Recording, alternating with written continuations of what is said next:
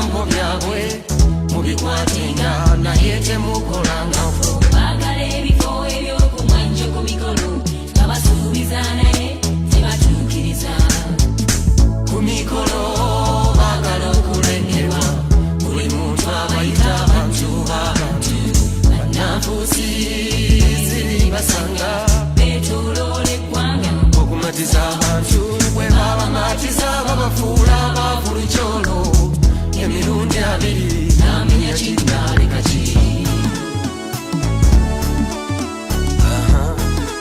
ekituufu ekyo kale ab'ennamutanda batwavuwazizza bwe basiibuula kungulu ku kirya naye munda bajjudde obunyazi n'obuli bw'enguzi n'empita mbizaamu kubasooke basiimuule munda w'ekirya ne kungulu kwakyo kunaalongoka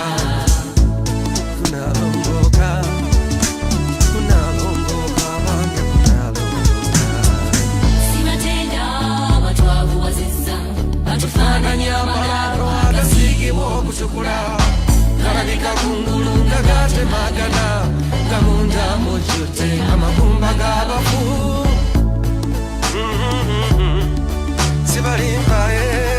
sibalimbye sirina bigambo eri abatwavuwazza mwegulumiza nnyo bali bakkakkanya bemukkakkanyiza baligulumizibwa emirundi abiri okukira mmwe okukira mmwe ziramu okukira mmwe okukira mmwe nanfuusi ziri basanga buli ntuka mutyo musango gwa geyenda mwegulumiza nnyo bali bakkakkanya kakkanyiza baligulumizibwa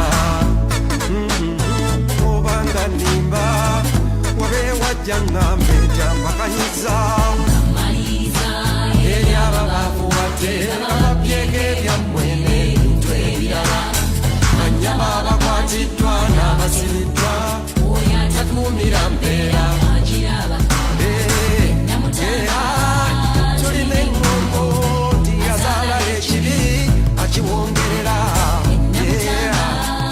tulina eŋŋombo azaala ekibi akiwongerera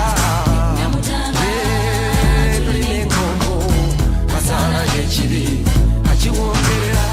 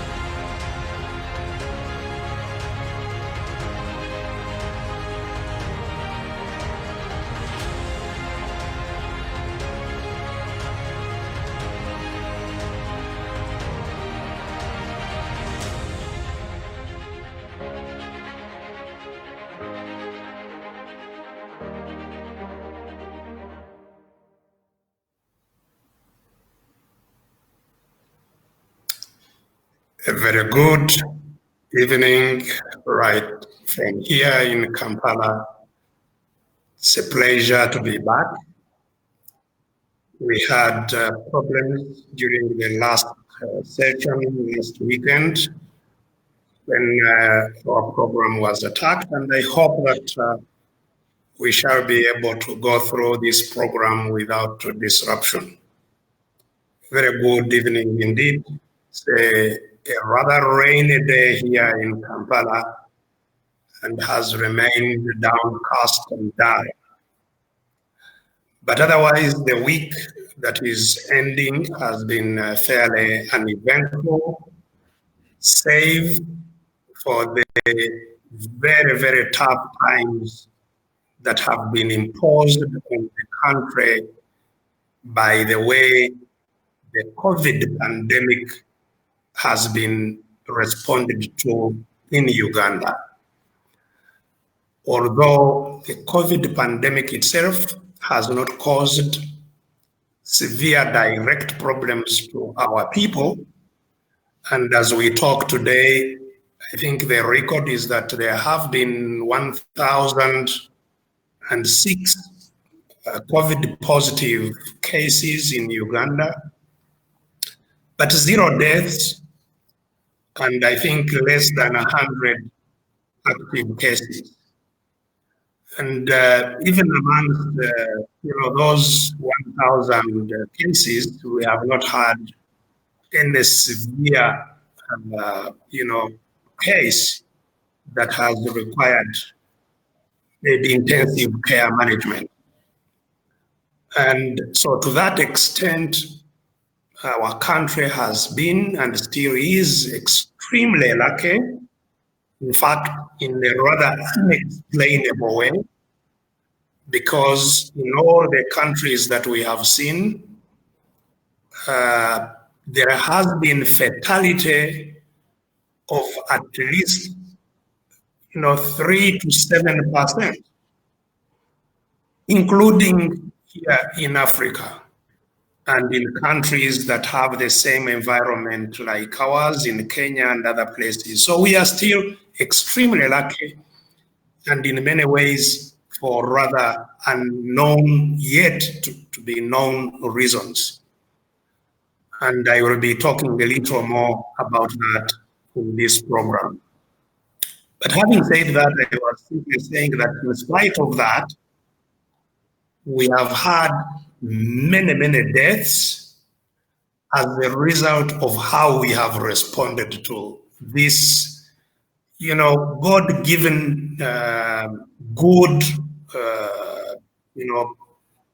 less serious attack of the pandemic. And so, our population is living in intense misery because of lack of income, lack of food, lack of now increasingly lack of shelter, people who have been either displaced by the floods or people who simply have no way of maintaining their houses without paying rent and so on and so forth. The second thing is that as a result of the lockdown, very many people who had other medical problems were cut off from their support systems, from getting their medication, from getting their checkups and so on. And so we are experiencing indeed quite many deaths arising out of conditions that went out of control during the pandemic lockdown and the difficulties that we still experience in public transport and so on. And beyond that, there has also been a very, very grave situation arising out of human rights abuses.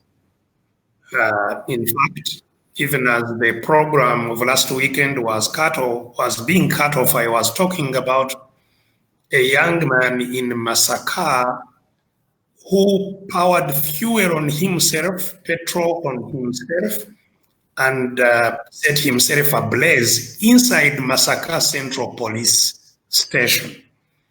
And what caused that is that his source of livelihood, which is a motorbike taxi, which we call boda boda here in Uganda, was impounded by police ostensibly because it was beyond the 5 p.m. when they are not supposed to ride.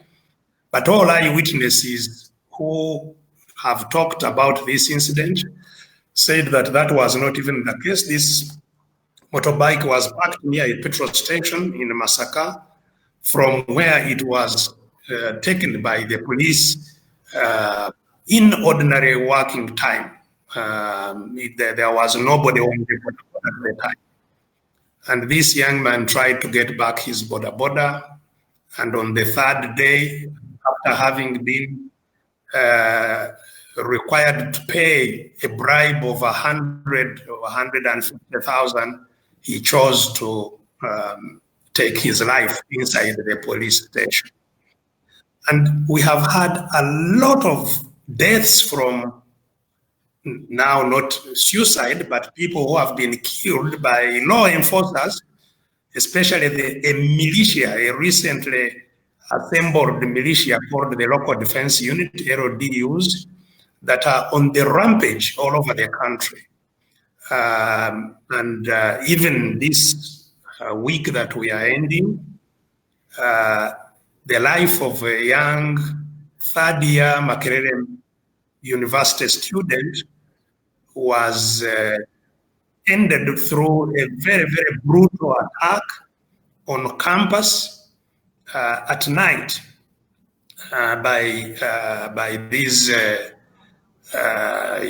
violent LDUs.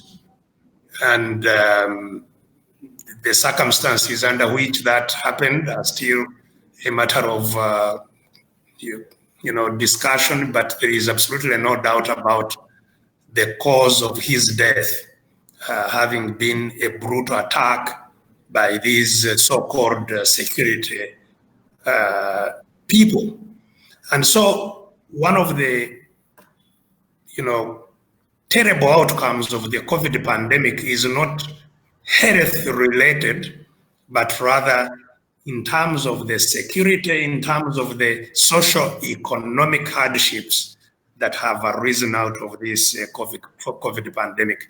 And that is purely because of the absence of a plan to deal with these matters right from the word go, a matter that we have been discussing in our previous sessions, and which I am going to touch on again during this session.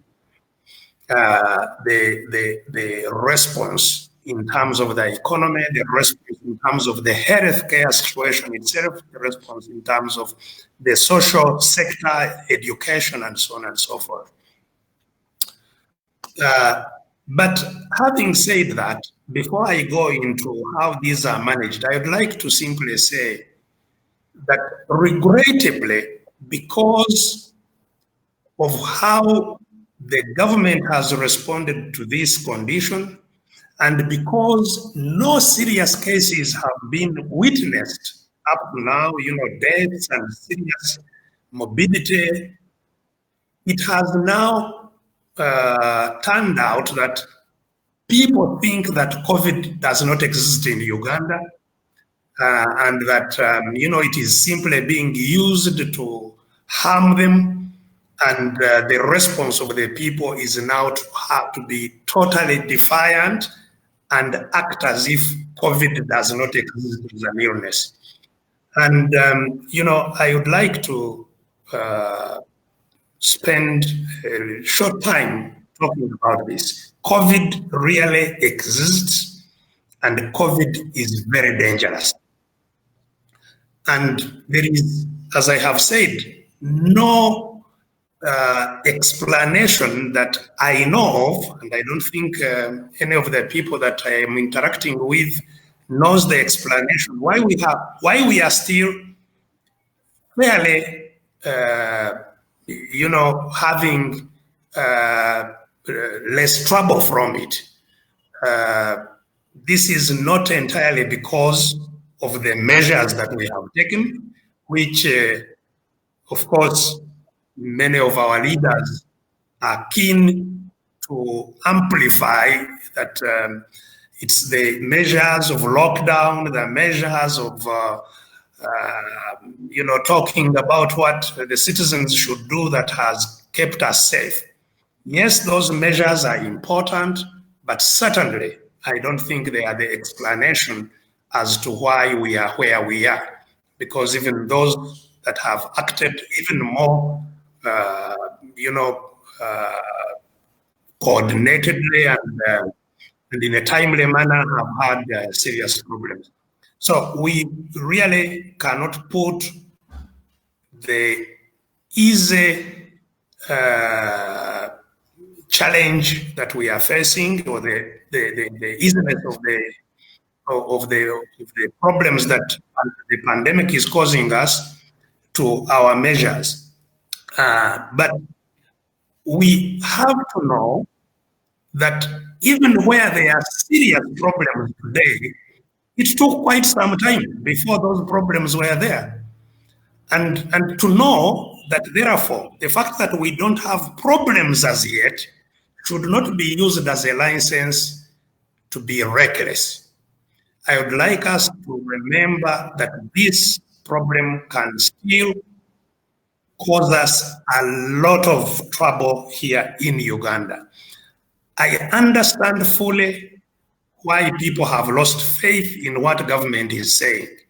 Because while they were telling people to be locked down, they were raiding the money that would have been used to sustain them in their livelihoods, in their homes, and so on, and they were stealing it. The trucks that actually were posing the biggest risk of spreading the virus in Uganda were allowed free movement 24 hours. They are not affected by curfew, they are not affected by lockdown, and were freely moving around the country, even when people that were riding those trucks had not been ascertained as to whether they were positive or not. And as a result of all these,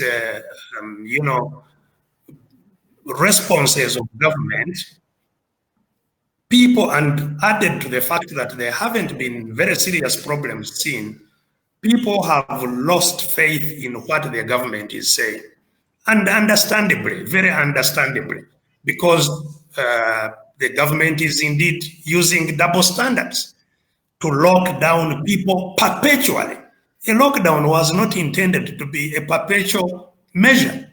A lockdown is simply a temporary measure in which you prepare yourself for a new normal, how you live normally in the new circumstances. This is not what happened.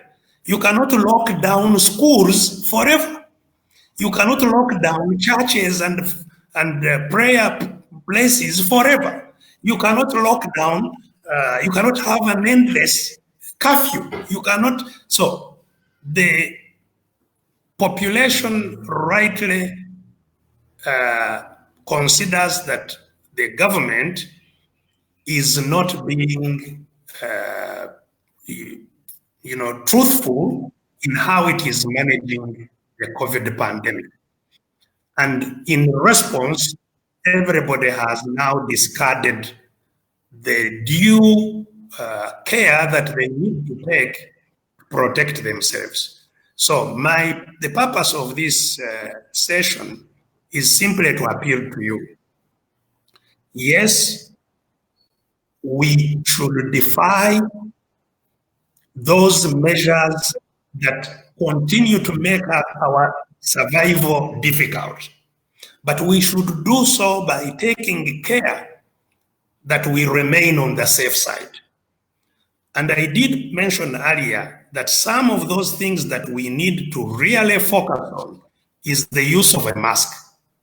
That is absolutely important until we are completely out of the danger of this pandemic.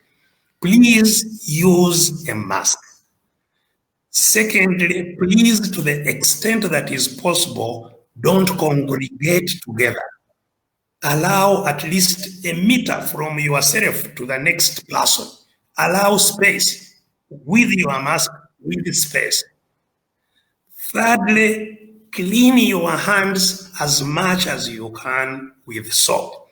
Now, these measures, if taken, can allow us to do everything we need to do in the usual way we live. It means we can go and do business. It means our shops can open. It means even the mode of transport we use can be relied on with those measures. So the continued restrictions beyond requiring people to behave responsibly, to behave safely by putting on masks, by washing hands, by keeping space between ourselves, all the other measures which are being perpetuated without reasonable cause. And the reason they are doing so is for their selfish interests again. And I will talk a little more about that later. The politics.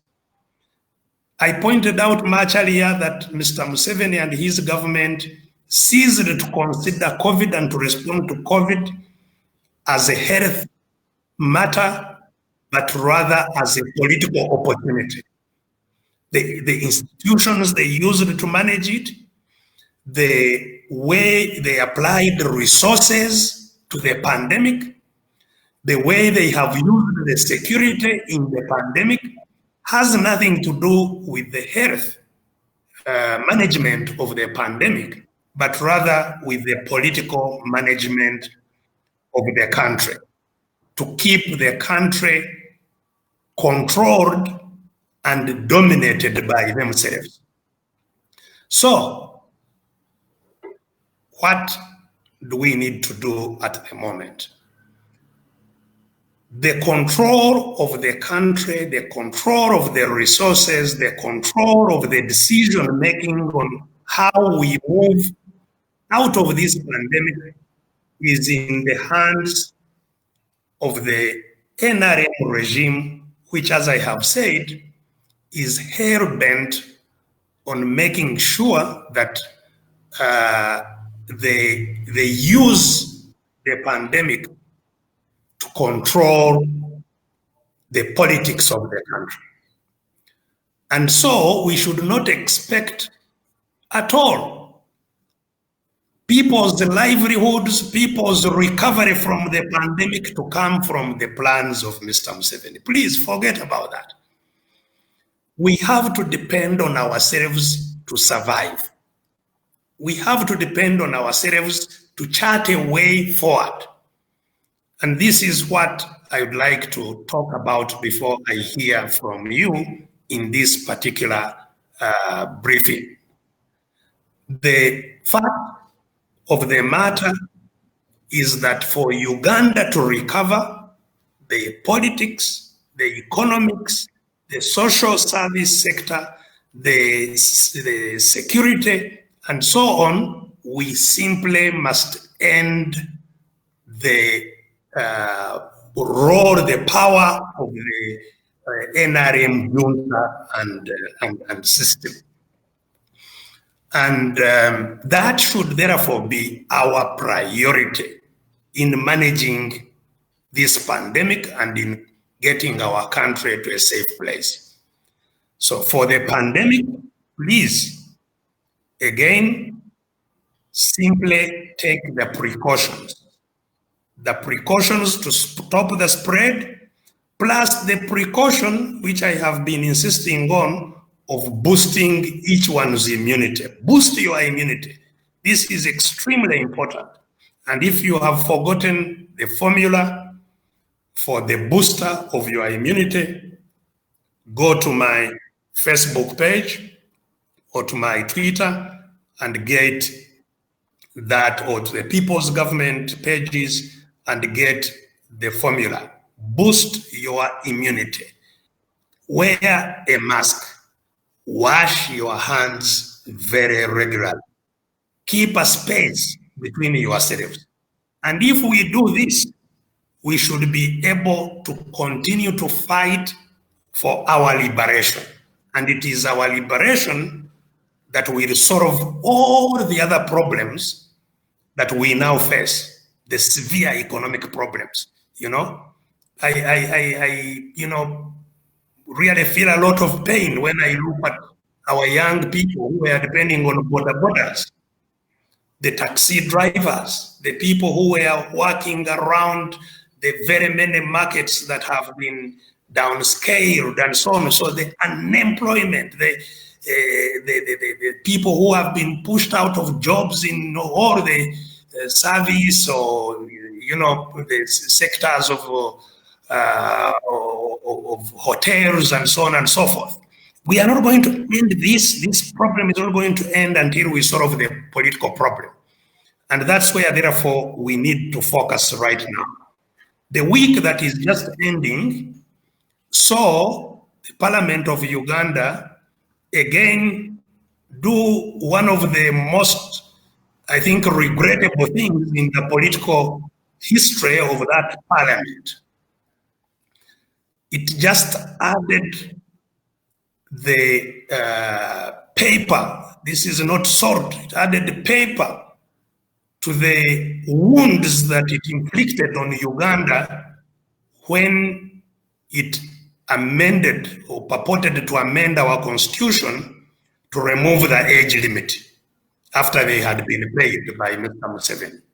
What they did this week is an intensification of that, is an exacerbation of that, is the worsening of that situation, because they passed a law amending the party law to provide that parties can now go against their constitutions and that they must now act in how Parliament wants them to act. Now, this is an abuse of the institution of Parliament. It's an abuse of the Constitution. It's an abuse of the people of Uganda for Parliament to do that. The freedom of association and the whole idea of a multi-party dispensation dictates that the people of Uganda shall assemble according to how they like and can form political parties. And within their political parties, they can make regulations for those parties. That is their constitutions. And these constitutions, the only limitation on them is that they should not conflict with the constitution of the Republic of Uganda. They must be constitutional in the sense of the whole country. And these parties made constitutions which are deposited with the Electoral Commission, which require these parties to behave in a particular way. Now, the parliament, which is dominated by the NRM, has made law to dictate what happens in all the political parties that they are competing with. Now, this is complete disregard of human decency. This is just basic human decency that is being disregarded by people that call themselves members of parliament. And this is why I have not had kind words to people, to our political elites. They are really a shame to our country that they continue to behave this way. So what the parliament was deciding in overriding the constitutions of our parties is to say that everybody must now get candidates for their parties in a manner they have dictated. And secondly, that we must now go to the election that is going to be managed in what they call digital or scientific way. Scientific meaning without public interaction. Now, this is obviously a huge problem to continue calling an election, talking about an election in those kinds of circumstances. But while the whole country is now focused on the restrictions that have been attributed to COVID, and the whole debate in the country is no, allow us to have rallies, allow us to do this in the COVID, in spite of the COVID problems. What concerns me in how we resolve this problem is that we seem to be forgetting that even before COVID, the whole question of a free and fair election is one that has been totally pushed to the sidelines.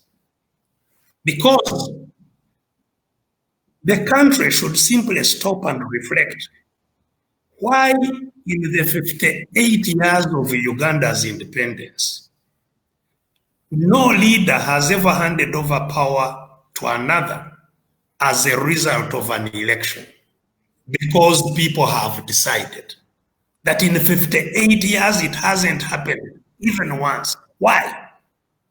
So the main problem is not COVID. The main problem lies beyond COVID. COVID is simply an intensifier. And in fact, I have been attributing maybe the coming of COVID to the divine, that God has really seen our suffering with leaders that are totally insensitive to what people say or want, and that, they brought an additional challenge to whatever challenges we were having, that God brought an additional challenge to wake us up. Because don't forget indeed that even before COVID, we had, rare phenomena like the locust attack. Locusts have not attacked Uganda since, I think, all these 58 years. But locusts stand up this year and caused quite a bit of panic. The scale of flooding in Uganda was only seen last in 1964. This is the second time since 1964. So we are having challenges that point to something quite unusual. But the important point I would like to make is that before COVID, the type of election that we subject ourselves to are simply rock bottom, unfair. They are simply sham. Our courts of law have dictated very forthrightly what should be done to improve the quality of elections in Uganda, which the government has totally defied. There have been very, very many representations, some from election observers, domestic, international election observers. There have been representations from the political parties, from the inter-party organizations dialogue, the body that brings together all the political parties. There have been representations about the need for some important reforms that can lead to a credible election. None of this has been attended to, none. Instead, the situation actually goes from worse to worse every other election. We are talking about the behavior of the local defense units, LDUs, the behavior of the security institutions, the police, the military, in terrorizing citizens, even before elections. And we all know that it gets much worse during elections. But even before elections, what we have been witnessing is something that should cause us to stop and say, wait a moment, you know? They are talking about now limiting campaigns to media, that we have media campaigns. But who has not been witnessing how media is regulated and interfered with to the favor and disfavor, to the favor of the ruling junta and to the disfavor of everybody else? You know? How many times have I been physically pulled out of radio stations because they don't want me to talk on radio, including very recently this year, even during the lockdown, that I was stopped from being on radio in Bujiri by the RDC of Bujiri, which is on record. So if you have these massive abuses on the media, the law requiring that during elections, presidential candidates be accorded equal time on state media has been on our books. That law has been there.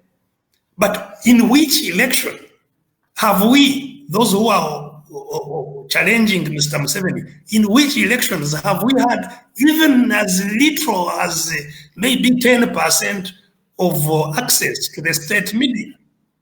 In the last election, in the other election, I paid the state media for airtime. It was not accorded to me. The money was not even refunded. After the elections, I ran to court. Court found them culpable. They imposed a punitive fine on them to pay me, which they have never paid, and I don't expect that they will pay. They will never pay me. So those are the circumstances that the country should not be manipulated to look away from and just look at the COVID measures they are introducing. Because their intention, indeed, I suspect, is to make the COVID restrictions the issue, the major issue. And when everybody is charged, they start relaxing a bit and they say, okay, we are relaxing, now you can have meetings as long as you observe this and that, and then just drag the country to another very clearly fraud process. So my recommendation is this, that indeed I have said, as I have said, I believe that COVID is a condition that quite likely has some divine features around it. I think it invites us as Ugandans to really be bold and say we shall not allow Mr. Museveni or anybody else to walk us to another sham election, that the next election must be free and fair. And we should all unite to do so. And we have, as I'm sure you've been observing, we have been doing intensive consultations with all our colleagues for the purpose of that unity to emerge. Unity that we must have free and fair elections first. That is non-negotiable. 60 years as a country, we cannot continue, like this. We should say, draw the line in the sand and say the next election must be free and fair. And how that is achieved, we can then map out and say this is how we shall have a free and fair election. that it should be an election that has these parameters. But to continue marching as we are, both COVID and the effects that it has created, the economic collapse that our country faces, the collapse of the social services and so on, will wipe the greatest majority of us out of this place. And maybe that is indeed the intention of those who are in charge of running this country today. So I am using this time to make a passionate appeal. I have already made this appeal to my brothers and sisters in all the formations that seek change in our country, the United Forces of Change. We are intensely engaged with this matter. I would like the country to encourage all of us that we shouldn't proceed and have another rigged process, rigged by Mr. Museveni, who is already seriously rigging this process, now under the cover of the pandemic, perpetuating control, endless curfew. How is the curfew helping the pandemic?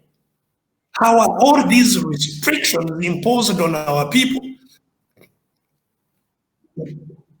going to help our people if they stay till there is a vaccine? When do we know when a vaccine will come? When do we know when cure will be found? We simply cannot, allow that people that have run down the country, that have caused so much misery to all citizens, and which misery they are clearly quite oblivious of, that we allow this to continue through another rigged election.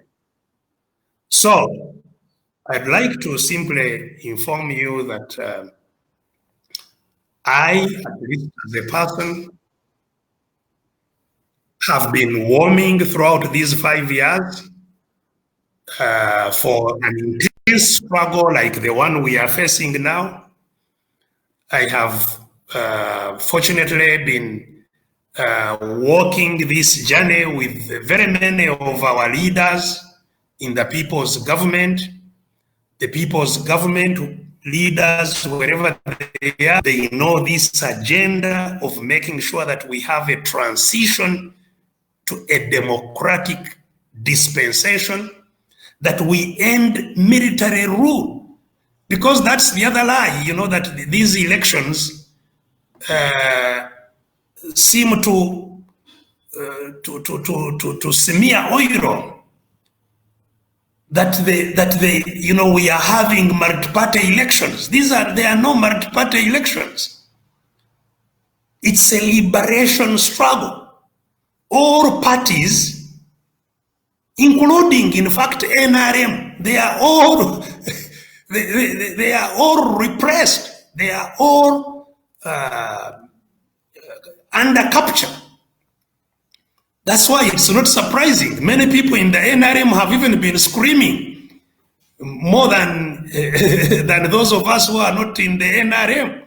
The Honorable Tinka Similes and the Nambeshes, they have been screaming and saying, no, this must change. So this is not a partisan matter.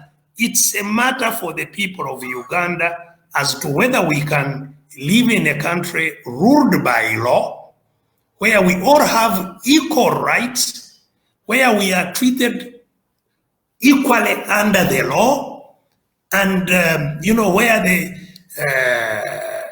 we shared into the wealth of the country equitably. That is the challenge, and it will not happen unless and until everybody shares that power equally. That whatever I say has the same weight as what a general of the UPDF says. That we have equal rights. We have equal power in our country. So this is the transition that we must work for, and this is the time to do it, to end military rule, so that the military is completely subordinate, is a servant of the people of Uganda. And I know for sure that the greatest majority of people in the military are of the same view like the rest of the people in the country. They too are in the military, actually held hostage there by the structures of the military. Once you find yourself there, you can't leave, you can't talk. If you talk, you are subversive, you are in jail. Just like you saw the way I left the military. I was held there captive for many years and fought until I was released. You've seen how people like General David Sejusa, or the one we used to call Tinyefuz, Sejusa is up to now a captive, physical captive. He can't leave his home, and they can't allow him to leave the military. Tumukunde, General Tumukunde, when he was allowed to leave the military, he headed straight into Ruzira. So the people in the military, the people in the police, the people in uniform, the greatest majority of them are repressed just like us. But they live in an institution where they are even far less able to respond to their repression. Because there is martial law. If you are just suspected, you are taken to a military court where they are, the one accusing you is the judge. So we should actually pity our brothers and sisters in uniform and liberate them. Help them also to live a life in which they have equal rights in their country, in which they also can enjoy the fruits of their labor. The majority of the people in uniform work very hard. They work 24 hours and so on, but earn nothing. They cannot maintain their homes, their families. They are abused. And so we should understand that ending military rule is not a step against those in uniform. It's a step against the junta leaders. I think now everybody knows who the junta leaders are. It's not everybody in uniform, no. Those are worse off than the ones who are not in uniform. It's the few people that you can count on your fingers who are holding the country hostage. And until and unless we end that system, we are going to perish. Especially the urgency is intensified by this COVID. So this is my passionate appeal for today. I'm going to be expounding more on it. How do we unite? How do we fight? And how do we reach the free and fair elections? Because as I have said, we are still engaged in intensive consultations. Maybe it's not the right time to discuss the nitty-gritties, the details. But I would like the country to be seized with that spirit of liberation, the spirit of not just looking at COVID and the measures saying, we want rallies. Rallies are not going to remove the problem. Even if they are rallies, we have had rallies here before. But you know what happens? On polling day, you know what happens. After polling, even during the rallies, you know what happens. So it's beyond just having rallies, the type of campaigns that we have, that it is beyond. The problem is much bigger. And we should all gear up, prepare ourselves, and we confront it. once and for all, so that our country, our future, our our children and grandchildren can live in freedom and prosperity. Uganda is a very rich country, very rich indeed in all kinds of resources, including human. We have some of the most intelligent people on this globe. We are trained and qualified all over the world. What we need is simply a country that is properly run, that has freedom, and that in which everybody enjoys equal rights. And the time to procure it is now. And we can do that even while keeping safe from the dangers imposed by COVID. As I have said, and I repeat again, we must keep safe from COVID. Put on a mask. Stay at least a meter this way and this way from people. Let's not crowd. Wash your hands every so often with soap. Boost your immunity with the vitamin foods that we have recommended to you, so that in case COVID comes to you, and eventually, as I have said, it will quite likely reach everybody. Let it find you prepared to fight it and push it out of your body. So let's not be paralyzed by COVID. Let's prepare for it. Let's take responsible steps to avoid it. And if we get it, to fight it and defeat it. But at the same time, this is the great opportunity that God has prepared for us to liberate our country, Uganda. Let's not be found wanting. I thank you. I will now, I think, go to your questions so that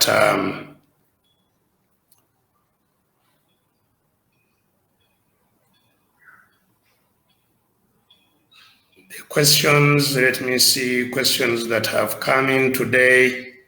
Oh yes, there are already very many. The first one is from Kiria Dennis.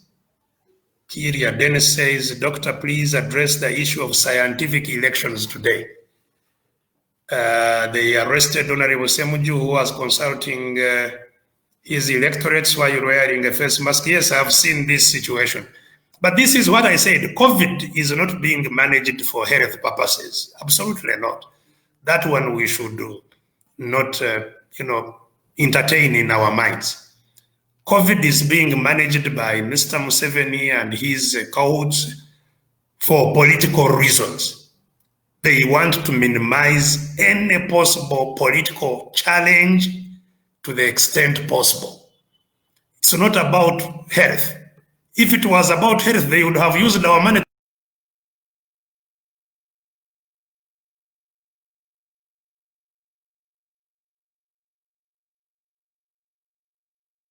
Protection equipment. Now, it seems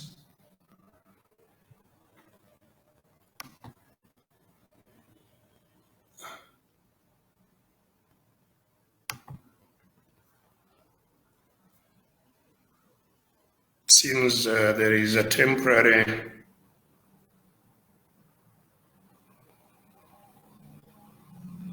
interference.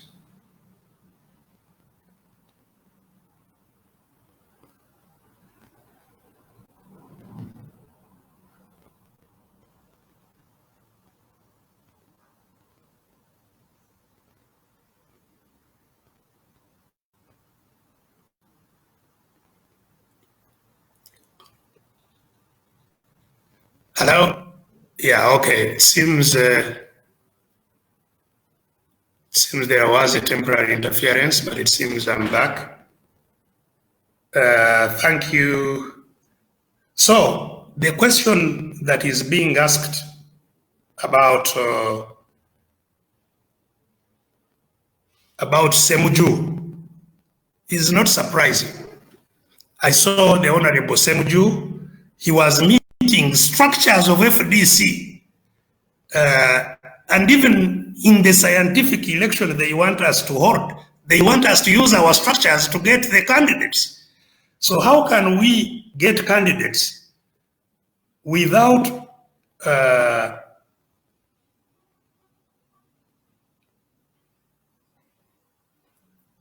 just a moment.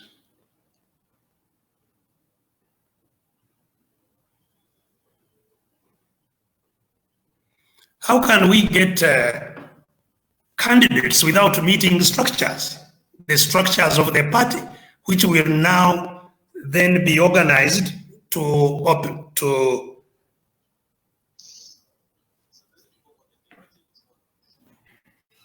Okay.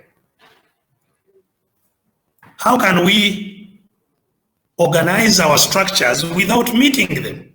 You know, this is not a public rally. This was a meeting of FDC structures from where he was arrested and very inhumanly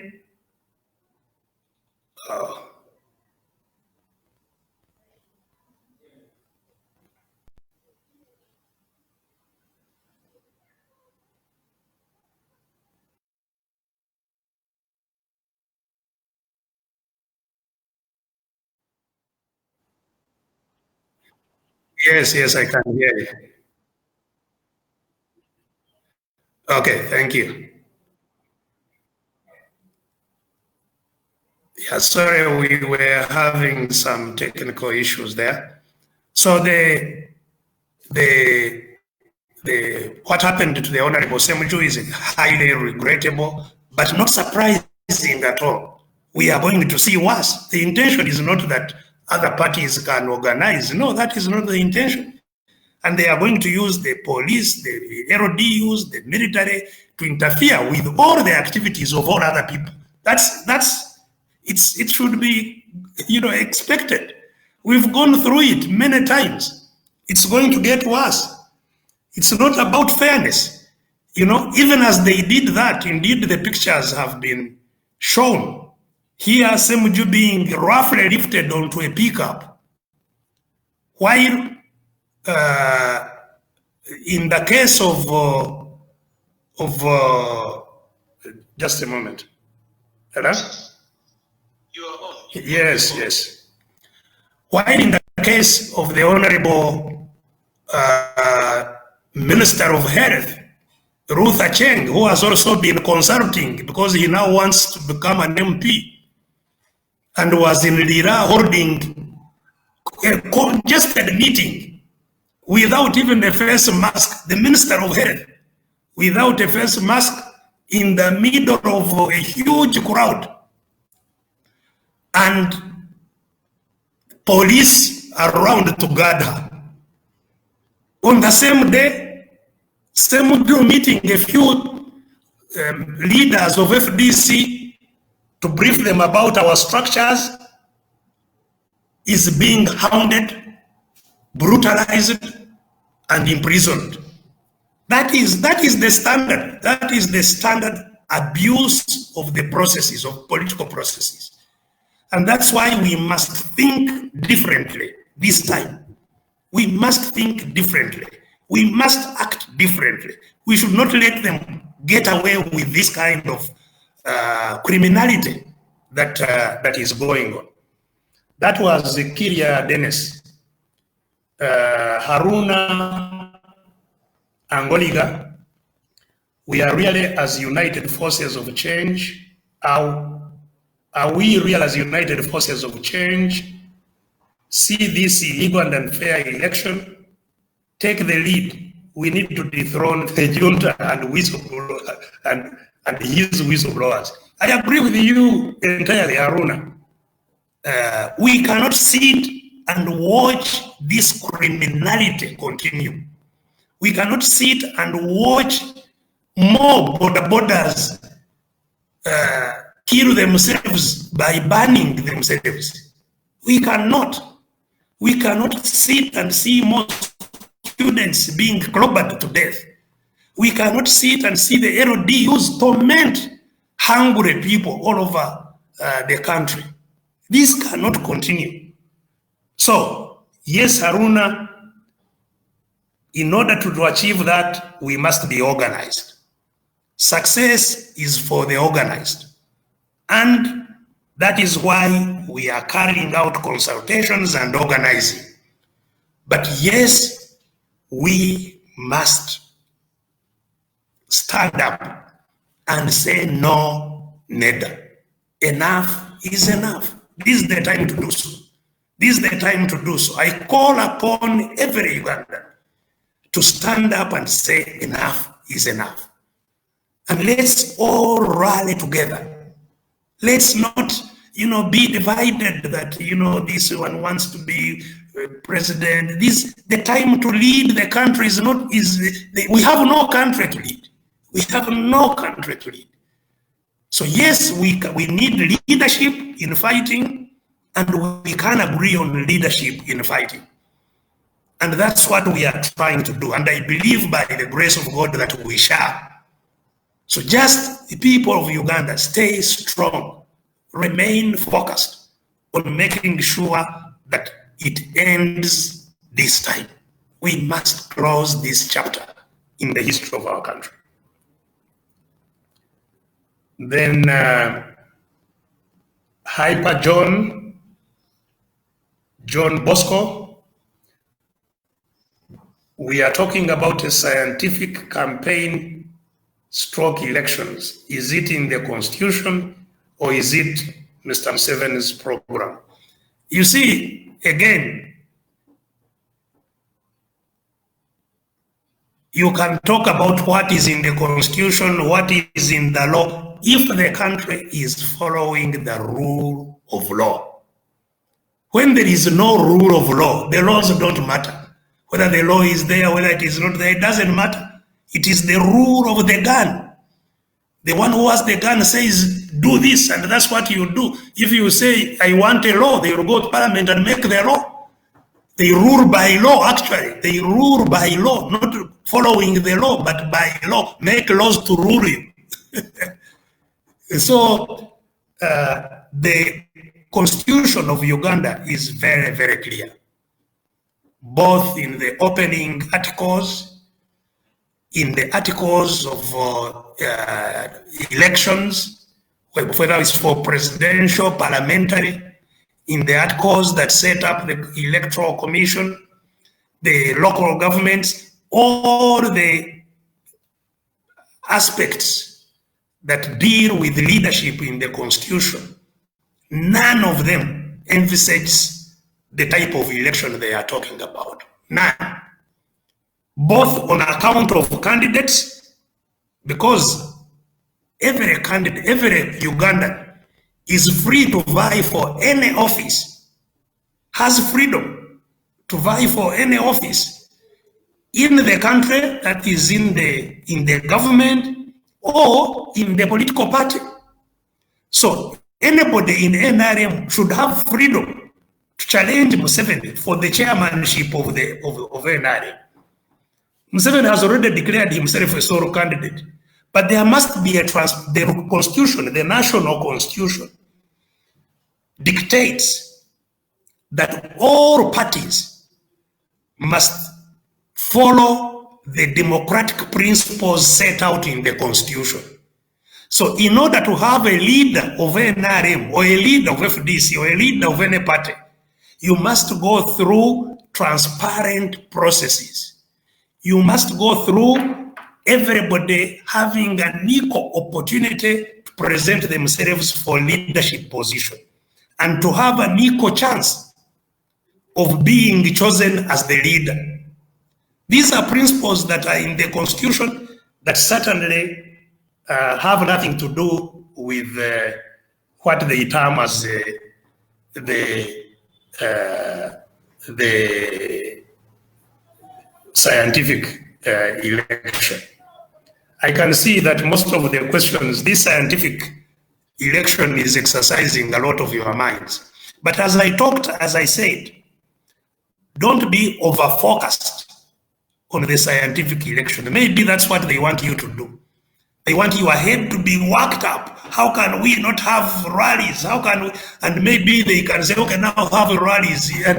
But it won't change the nature of the election, even if there was no COVID. We must simply insist that Mr. Museveni should leave and that Uganda should go on. We must insist,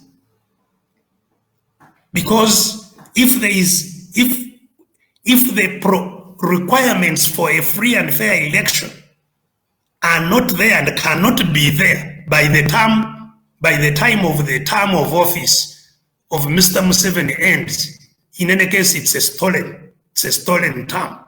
He never really won it. But his worry is that his term may end before some form of election is held to bring him back. That's why we are having all this hula barrow. It's not about the country, it's about Mr. Museveni. And we should all in unison say no. The country can continue, Mr. Museveni can go home if his term ends. The country is not there because of Mr. Museveni. Absolutely not. So we should insist on having a free and fair election, whatever it takes to have a free and fair election, not another stupid election, not another sham election. Let's unite to say we must have a free and fair election. As I have said, even the courts of Uganda, his own courts, even his own courts have dictated certain things that should be done before the next election. So we need simply to put our foot down and say we must have a free and fair election, not just an unscientific. We should not limit it to just the restrictions they have put on of the scientific election. Let's not be just diverted by that. We must have a free and fair election, and we can have a free and fair election, provided we as people of Uganda understand that this is our country and we can determine what happens here. It will happen. Now, Tembo Ruboya Zabuloni is saying, are you coming back as a presidential candidate? That's a very good question. But you see, the reason I have not commented at all on whether I become a candidate or not a candidate is, and I wish, I could confer with all the other people, is that I am not the issue and should never be the issue. I should never be the issue in Uganda. No single person should be an issue. At this time, what should be the issue is Uganda itself, that it is free. Not that I am a candidate, no. And, those whom I have had discussions with in detail understand, and I will have time to talk about this whole thing of candidature and the struggle in which we are. When we present ourselves, we distract the people from what the real struggle is. Some people go because there is basic, because there is so and so. So until we find how to solve the problem of Uganda, I don't want to be a mix in the confusion that Mr. Museveni loves. There are 40 candidates now. 40 candidates to do what? When the person with the power is the military, what are the 40 candidates going to do? So I have never set out personally to be an office seeker. That has never been even in the times I have presented myself as a candidate in this country, those who have followed my history will know in what circumstances I have presented myself. Becoming an office holder in Uganda has never been one of my ambitions.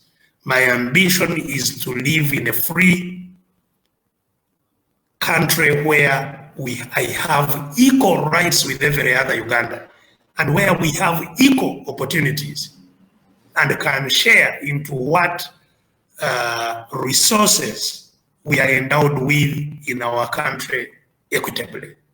That is my ambition, not what role I personally play in all this. So let us exhaust the consultations that are going on, the conversations we are having on how to bring this to a close. And once we have a way forward, we shall communicate it to you. And unlike in the past where we were doing this in the glare of cameras and the posturing of people in the public, we would rather do this quietly without the media and public interference with all kinds of opinions. Let us come to the public soon.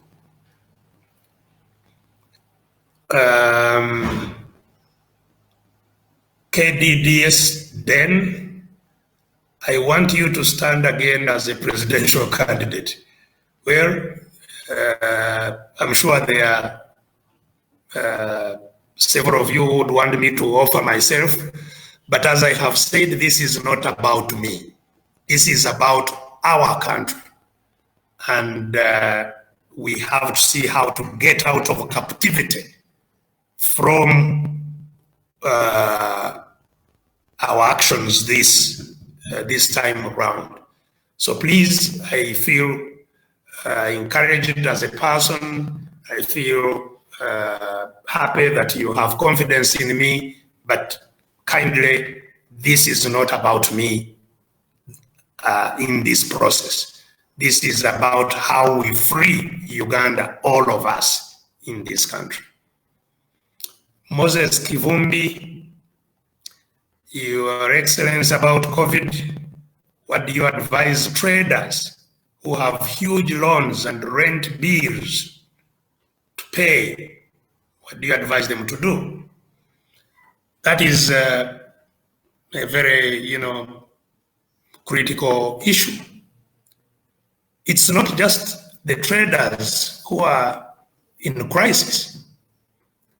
It's literally the whole country. The whole country is in crisis because of the pandemic. Well, the pandemic wasn't the crisis we were in. We were already in a very serious social economic crisis, but the pandemic has worsened that. For farmers, I know farmers that have been wiped out, especially those who are in poultry. Poultry farmers have been almost wiped out. People who were growing tomatoes, they had nowhere to sell their tomatoes. They were been rotting in gardens. There are many people who are in crisis. The transporters who have been wiped out. These people with buses, they have huge loans. Buses, matatus, bodas, everybody has been wiped out. The saloons, the restaurants, it's a lot of people in business, in agriculture, in manufacturing, in all kinds of, the people who own schools. You can imagine, people who invested in schools, and there are very many, education in Uganda really largely depends on private schools. But all these private schools have huge loans. They have been wiped out. They first tried to pay teachers. They could not continue paying teachers. They cut off all the teachers, but still they must maintain the schools in one form or another. So they must maintain some staff and so on, and earning nothing, and no hope of opening. So there are many people who are in a crisis. I have said that we shall not get out of this crisis under the NRM junta. It won't happen. You saw the money that they borrowed to start with when we were at our worst time in the pandemic. under lockdown. They borrowed 600 million euro. That's about 2.5 trillion, 2,500 billion. But how much of that was used to reduce the problems of our people? How much? I don't think it amounted to 200 billion that has been used on the population of Uganda. To start with, they took 1 trillion to the defense, that it is for classified expenditure, took 300 billion to State House for reasons that no one can ask. And they sent more to all kinds of places. The health ministry got less than 100 billion. So, with this kind of mentality, you know, you are not going to be getting a solution when they are still in charge of our money. They are intensifying the indebtedness of Uganda. They have since borrowed almost 500 million from the IMF, $500 million from the IMF. They have got from the World Bank, I think, another 300 million. They have got from other places. So just in this time, they have already borrowed about $1 billion, and they are still borrowing. But where is that money going? Even the little that they said is going to be dispensed through UDB, Uganda Development Bank, you know who is going to get it. I don't need to tell you. You know, it is their companies that are waiting for it.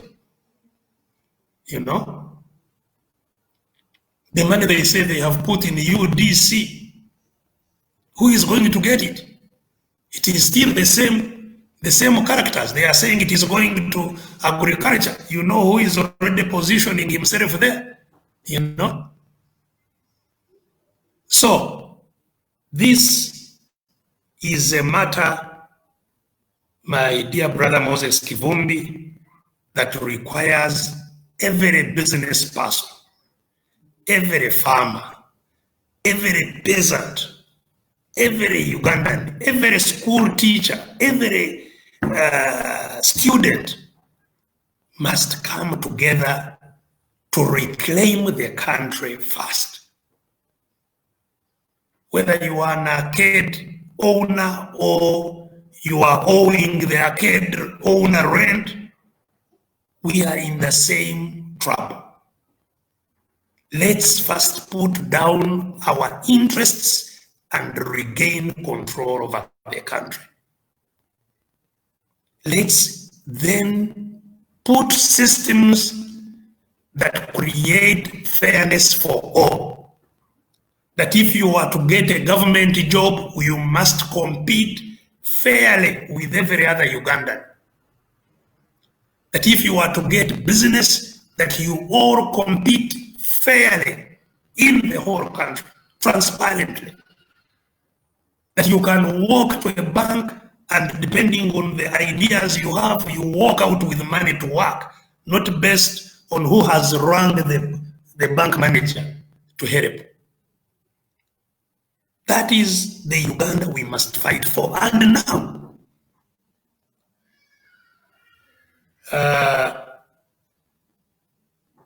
John Bosco has asked another question. What do we do because Parliament has already rigged elections by passing unnecessary bills? We want quickest way out of the rotten regime, rotten Museveni regime out of power. Yes, John Bosco, I entirely agree with your frustration. And I'm sure there are very many, similarly frustrated. But the way out is through three things. First, we must get every Ugandan to understand, as you do, that we have to fight and regain our country, control of our country. That the people of Uganda must be in charge of their country. Every one of us must have an equal share of the country, and that will take struggle. So your first task, John Bosco, is to make sure all those around you understand. If every one of you who is listening to me works on the people around them to understand the concept of liberation, the concept of freedom for our country, the concept of what struggle we need to have, then you would have done the first major task. The second task is to organize. Because as individuals, even if you are frustrated, you will not be able to overpower the organized military. The military are organized. You see them walking. Whenever you see them walking in your village, they are in a line. They are organized. They are in a line. They have a commander. They have a second in command. The commander has communication with another group. We must be similarly organized. We must organize in groups with leaders, with known leaders. And our groups must have communication amongst them. And that's what we have been spending a lot of time trying to do. So help in doing that. Help in getting our people, those frustrated people in the market, in the border, in the taxi industry, in the hawkers, in the farmers, get everybody organized. And we establish communication amongst ourselves. Once we have done those two, that people know what to do and they are organized, the country will be ours in a blink. Because then together we can simply say we shall not accept, and there is nothing they can do. I have been giving you repeatedly an example of what we could do when we are organized. If we were organized tomorrow, we don't have to wait for the election. If we were organized tomorrow and we say, until there is surrender by these military leaders, by Mr. Museveni and his generals, until they surrender to the people of Uganda, we are closing all our roads. We shall not allow anybody to pass, including himself. I tell you that after 2 days, even within 2 days, his own forces would have arrested him and put him in custody and reported to the people of Uganda that what is annoying you, we have sorted it out. Now you tell us what to do. The people of Uganda would have been in charge. And this is, can be done. But it will only be done by the people who are aware and who are organized. And that's what we should aim at. Increase awareness amongst our people, increase the level of organization. That was John Bosco. Baguma Enoch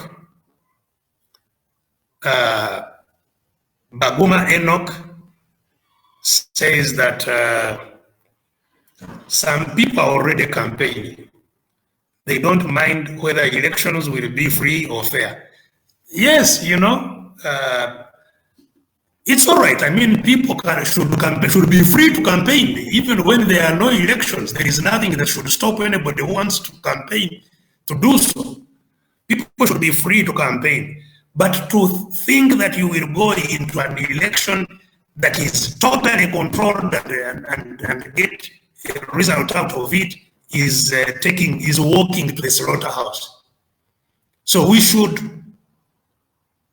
having the experience we have generated, we should organize to say the next election must be free and fair. In fact, I think, even those who try to help us sometimes laugh at us. Because like the election observers, both the local election observers, you know, and we have had, you know, like there is an election observer group of the churches of the churches, which has been very, very effective, sending observers nearly to every polling station. And they have written reports about what needs to be done. There have been reports like from the EEC, the European Union, the EU, the European Union, which are very clear about what needs to be done. There are reports by all the political actors, by civil society organizations. There are all these reports. So the fact that we don't, you know, insist on what needs to be done, and we come to another election, and the same thing happens, and we expect them to write the same reports, they think we must be fools. They must consider us the biggest fools. Because if they have written a report, they have said, do this. The High Court ordered what should be done. Now we go back to the Supreme Court ordered what should be done. Now we go back to the Supreme Court and say, by the way, the election has been rigged again. We will say, but what did we say should be done? Was it done? No, it wasn't done. And what did you do? Nothing. You know. So let's not. We simply must do the right thing this time. Let's all rally together and say no, neither. We are not allowing you to get away with another murder of our country. We are not allowing it. Say no, enough is enough. That's what the country must be saying. That's what I am going to spend every single ounce of my energy doing throughout this year and until our country gets free. I will rally Ugandans to say enough is enough. We must have free and fair elections. That was Baguma. Now, this one is my brother Oduman Okello. Oduman Okello is also happens to be the Right Honorable Speaker of the People's Parliament. And he says there is no multipartyism in Uganda. That is that is the declaration. He declares there is no. And yes, you know, because although in law there is supposed to be a multi-party system, in practice there isn't. That's how we were talking about what is happening to Semujunganda, Honorable Semujunganda on the one hand, and Honorable Ruth Acheng on the other hand. That's what we are talking about, you know, the LDUs and how they are rampaging. Have you had an LDUs beating up an NRM leader? No. The LDUs beat up Honorable Zake. He was nearly dying. Up to now, he is working with the, you know, artificial implements. They beat up, you know, all the people they beat up, they kill, they are all opposition people. Why? So there is to think that, you know, NRM is a political party like DP, like FDC, like is a joke. I was in NRM myself. I was a member of the National Resistance Army that took over power in Uganda in 1986. I was at Rubiri when we made a resolution, the National Resistance Army. You should go back and read Legal Notice number 1 of 1986. Legal Notice number 1, that was the proclamation that established the NRM government. Proclamation of 1986. It says that whereas on this 26th day of January 1986, the National Resistance Army has captured the power of state of Uganda. It therefore now hereinafter vests it in the national resistance movement.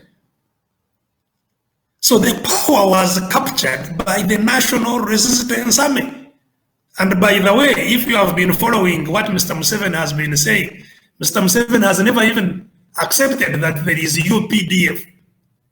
He believes UPDF is NRA, and he didn't want NRA, the name NRA, to change. His army. Because UPDF confuses people since he didn't found UPDF, he founded the NRA. He wanted it to remain NRA. And he still says that it is NRA. So the power of Uganda was captured by NRA. It's not with NRM. And the NRM has since, of course, mutated itself within, because NRM had its institutions which have since mutated in all kinds of directions. But the power is still with NRA. So we must liberate. That's why in all the 58 years, there has never been a change of leader, because the people of Uganda have said so. Because we are ruled by the military, by the guns. That's what we must end this time. And I have said that our Lord God has brought COVID in his own way of demonstration that this is the time. That you cannot have a normal election. Even, what they used to call a normal election. That it's not, because indeed COVID is there. COVID is there. It's real. And it has caused the situation to arise now where it's no longer possible really to have an acceptable election according to what the Constitution says. And that's the dilemma. But that dilemma is treatable. The only person it affects is Mr. Museveni. That is the only person affected by that dilemma. But Mr. Museveni cannot continuously roll our country in the mud. That when his 2 terms are over, the country must go through a lot of tension to allow him to become a candidate again. Because in 2006, it was only Museveni in all the people of Uganda who was stopped by term limits. Just one person out of 40 million. In 2006, it was only Museveni who was stopped. And we went through a hell lot of trouble until he became a candidate again, having destroyed that part of the Constitution. This last year, 2017, when they now had to deal with the age limit because his age had come up. Because he was now no longer able to stand again. And I'm sure these are the things that annoy God, and he says, okay, now I'm coming, I'm bringing COVID. Now let him fight with COVID. Even as people are doing all these things, you don't know whom COVID will jump on his throat, So let's be humble. God requires us to be humble. But he has given us power to assert his will, that we are free. And that's what we should do now. I was commenting on what the Honorable Odman Okello had said. There is Nasasira Barnabas Kifefe. This one has a similar name like my parents. I'm surprised that some people are surprised about what happened to Honorable Semuju. They have forgotten about what has been happening. Well, that's just a comment, I think, to simply indeed say that nothing anymore should surprise us about the brutality, the partisanship, the cruelty of, of the NRM leaders and how they use force to continue imposing their will on the people of Uganda. Now, unfortunately, there are still many questions as usual, but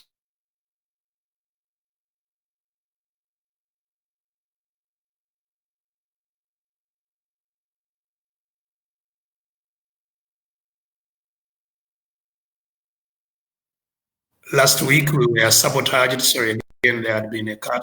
Last week we were sabotaged as the program had just started. Our system was hacked in, and the voice could no longer be heard by anybody. We have taken some corrective measures this week, and I hope you've been able to follow the program of today.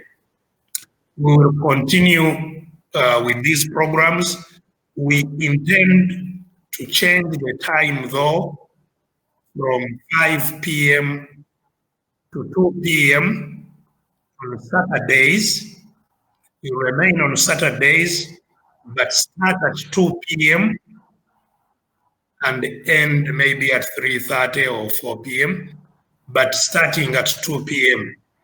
And this is for some technical reasons that we intend to do so. I'll be putting up formal notices regarding this.